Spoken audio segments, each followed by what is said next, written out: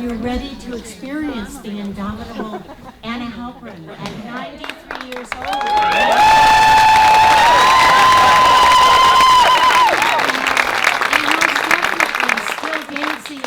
Costume of her skin. So she wanted me to just speak a few notes to prelude the dance that she's going to share with you. Actually, initially it was inspired by a gift that my husband and I brought back from a trip to Venice that we took probably about 15 years ago now. And we presented her with a mask. And the kids were all kind of gathered around in the living room at the time. Rana, I think you were there with your kids too. And she put on this piece and she started doing the most amazing Anna Halprin thing, just for all of us. And I was stunned and I said, you know, you need to go down to the studio like tomorrow morning and develop a solo with this thing. And I like to claim a little bit of credit for it. But she would also like me to note, it is a piece that she named The Courtesan and the Crone. She considers it a piece that has to do with a number of different things, including aging. And you'll discover what kind of meaning you give it. You know?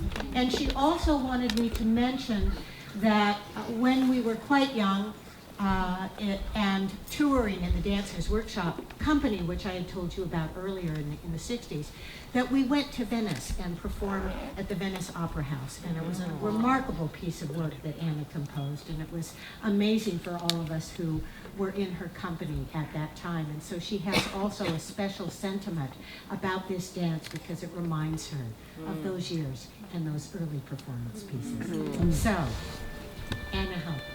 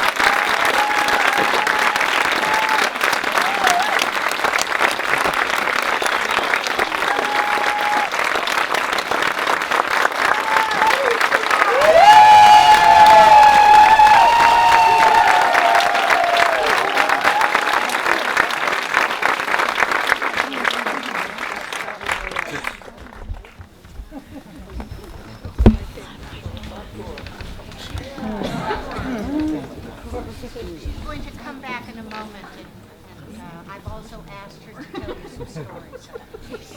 An opportunity to hear some stories from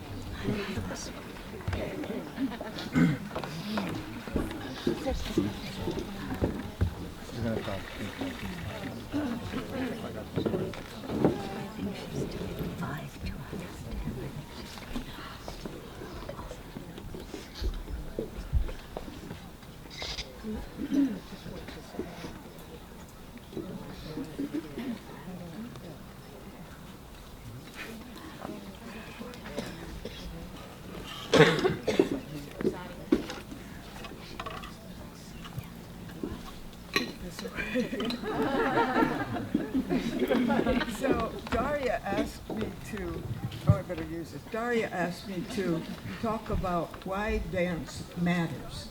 So I will try to address that question. And the first thing that comes to mind is that when I was a little girl,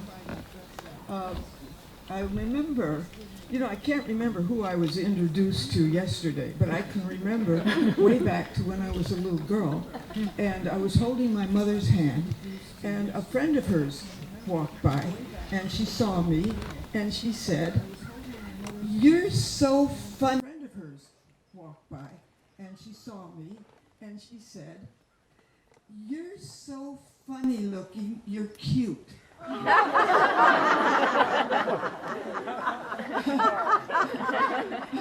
Well, my mother immediately took me to a ballet class the next day. And everybody laughed at me, so that didn't seem to work. So then she had this bright idea to take me to an Isadora Duncan class. And we had balloons that we would flip into the air, and our arms would wave around, and we had these chiffon scarves that we would wave around. And then she'd put on very happy music, and we'd skip and gallop. And I just had the greatest time. I just danced my heart out. And when I got home after dinner, I put music on, and I started to dance, but I wanted to make sure everybody in the family was sitting down and looking at me. And then I started dancing again. And I realized then that it gave me a feeling of identity, and I felt, well, that really mattered. That really mattered, that I found a way to dance when I was just a little girl. So that was one of the first memories I have about why dance mattered to me.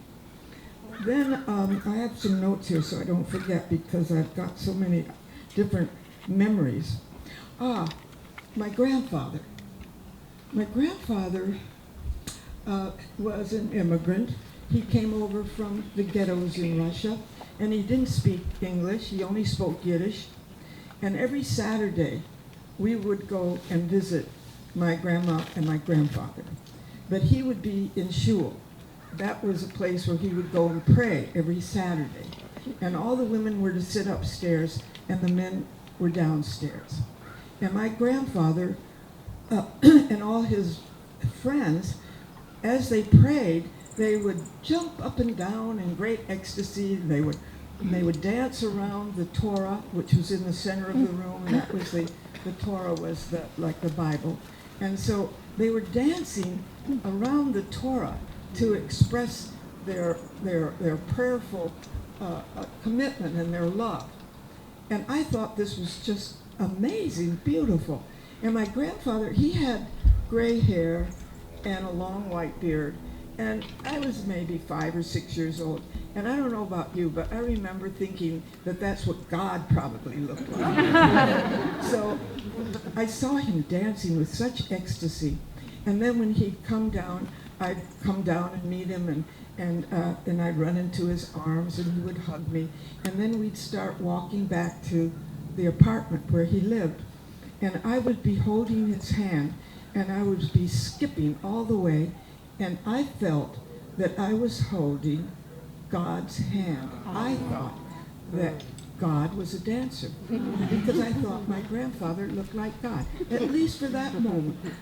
And I thought, yeah, that's, again, an image that's lived with me all my life, that if I could find a dance that had that same meaning and ecstasy and joy and prayerfulness that he had when he prayed, that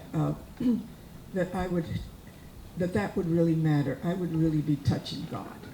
So that left a very big impression on me. So then the next person that came into my life was a woman by the name of Martha Graham. You all know Martha Graham, right? Well, you know that she came, and she was one of the people that was on this deck. She came here. But she didn't come to see me. She had no idea who I was. But she came with a friend, and her friend was a friend of my husband's, a friend of Larry's. And she came with her friend, and her friend happened to mention to her that I was a dancer. So Martha Graham looks me square in the face, and she says, well, I'd like you to dance for me. Martha Graham did it out of my mind. So I did. I danced for her. There's no other way I could get out of it. And about a week later, I get a letter from her secretary. I'm being invited to perform at the American Dance Festival to be held in New York City at Anta Theater, the first American dance festival ever. And I was just shocked, but I was thrilled too. And so I went to New York, and she also said I should use her studios. She had several studios in this beautiful building to rehearse.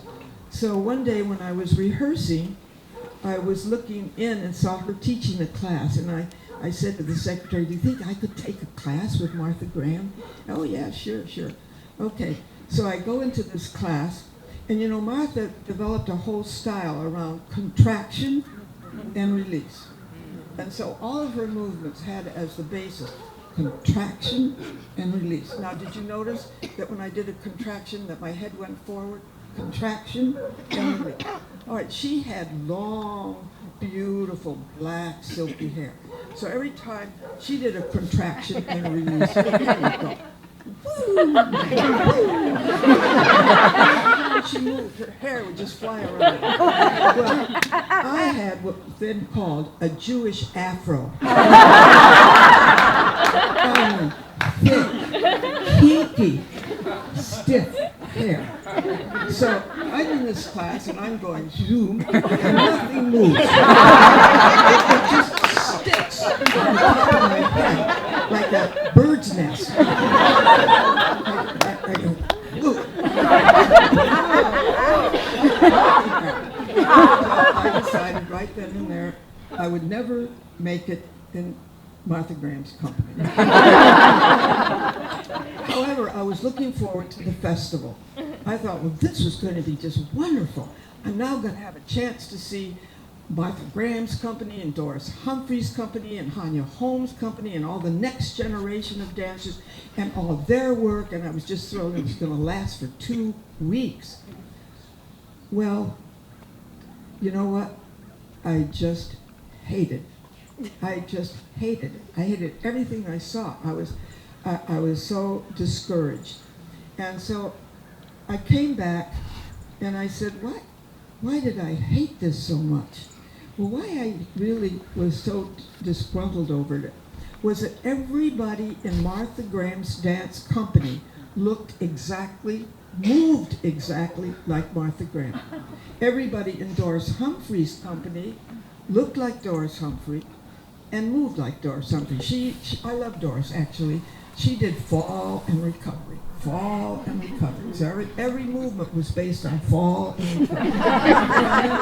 Hanya Holmes, she was a very important figure, made a very great contribution. Everything she did kind of floated in space like that. Everything was just, and everybody in her company just floated. There was something wrong with this picture. And I thought to myself,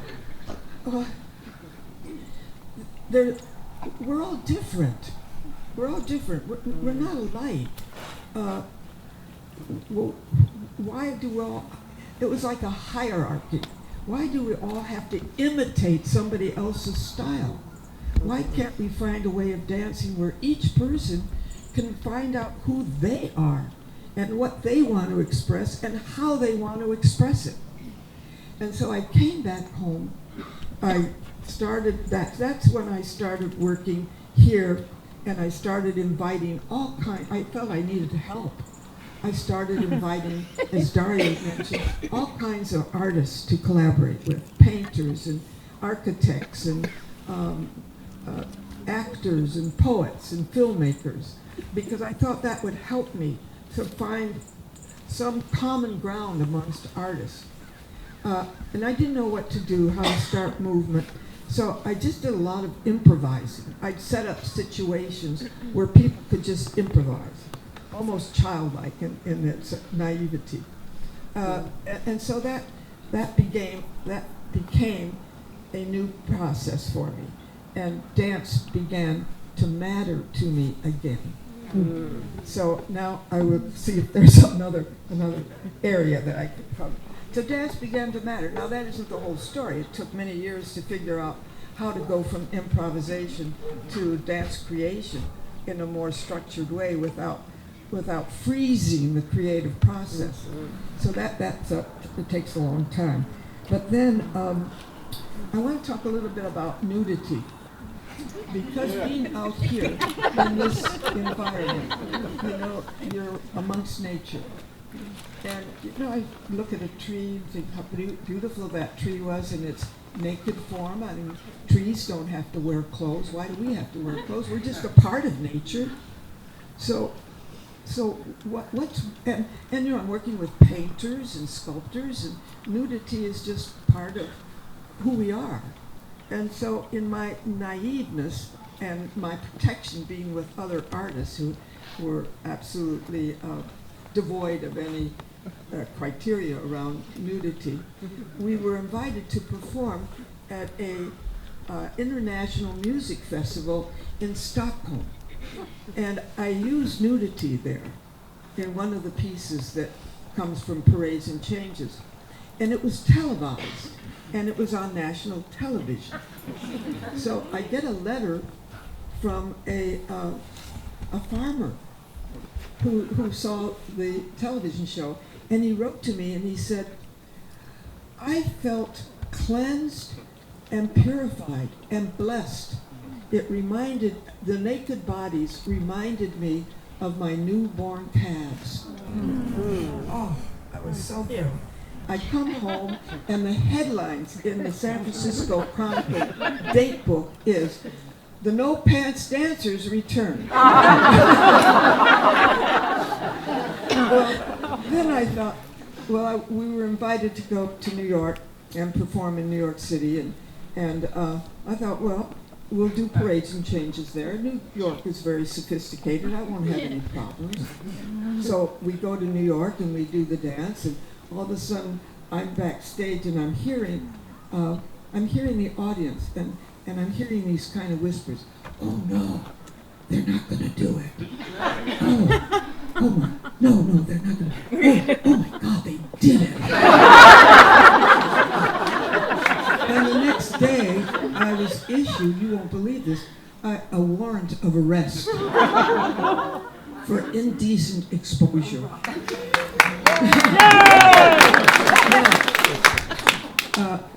What does that have to do with dance that matters? I'll tell you what. When I came back, I had the choice. I could either be blackmailed and not tour and perform anymore because people were afraid I'd take my clothes off, or I could wear flesh-colored leotards, which was suggested. And I remember, well, that's another story. But I had to make a choice. And I made a commitment that as an artist, I would always do what I was committed to do, what I was called to do, and what I wanted to do. And that if I were to freak out on this and put leotards on, I would lose my integrity as an artist, and I'd lose the respect of all my artist friends. So, no, I'm going to do it either naked or not do it at all. I was blackmailed for at least 10 to 15 years. Yeah. When I did it first at the Berkeley Art Museum, Dina, you'll be interested in this, Peter Seltz was very brave because it was the first time that anybody had brought into museums something like dance or other art forms. But when he heard I was going to be naked, I think he thought about his trustees. So he said to me, "Do you think you could dim the lights a little bit?" I said, "No, I don't think so, Peter." "Well, do you think you could wear a little something?" And I said, "No, I don't think so, Peter." And so for a moment he looked kind of puzzled, and then he said, "All right, I'm going to stick up for the artist." So we did it naked, and there were long lines around the block waiting that we would do a second performance. And we did it recently, as some of you may know, and of course it was no problem whatsoever. But in those days, it was really a test of, does dance make a difference? Yes, it does. And as an artist, I really was committed to doing what I felt was right as an art piece. So that really mattered to me, that an artist has integrity and does what they feel they must do. It's a calling. So that was a very important moment for me. And actually, because I couldn't tour anymore with the company, it allowed me to do something different. And I started working with rituals where dance would have a purpose. So I want to talk a little bit about that. And, so I do want to talk about that. Dance with a purpose. So I started doing rituals, and I started involving audience participation. I started doing dances outdoors, on beaches, in the streets. I did a city dance. I started really working with the idea that several things that in which dance makes a difference to me. What's the matter? It is better. That's better. Is that better?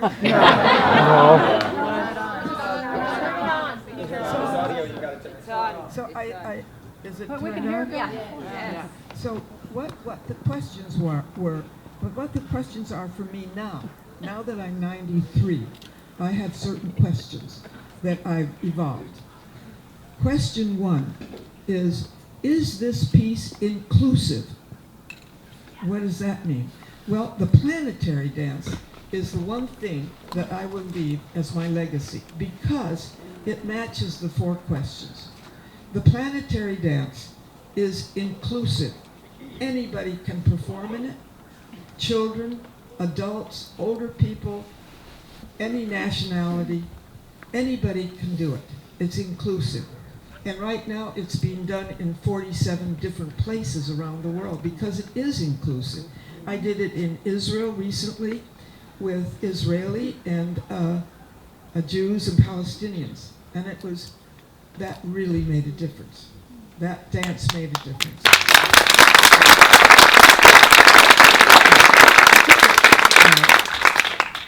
It has to be inclusive. It has to be relevant. It has to be related to the world we live in, the planet that we live on, and it must be relevant to where we are as a species in our lives. So those two.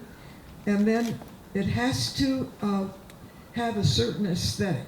Now, what is that aesthetic? That aesthetic is that it needs to be based on movement that everyone can do.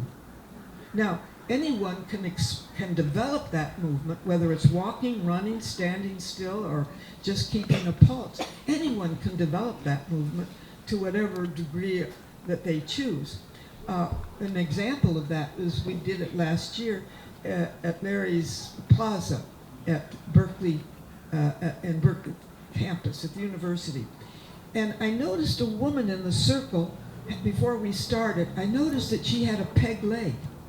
I mean, an actual peg leg. And I thought to myself, I wonder how she's going to do this dance. So I went up to her and I said, would you like to lead the dance? And she said, oh, I'd just love to. So she starts out, she throws her arms in the air and she says, I run for every handicapped person in the world. And she ran, just like that. And she set the scene for everybody to run really with a purpose. So that was an example of having an aesthetic that everybody can do, but also to have a purpose. Now, when you have a purpose when you dance, that becomes a ritual. I think what you just saw today with the dance that you just saw, I think that was a ritual performance because it had a very profound purpose. It wasn't only for entertainment, it was to bring about some deeper meaning. So the planetary dance, I think, is my legacy. And it's related to the sky and the earth and a bird that lives here in the heart that takes the message all around the world. So that's my time's up. And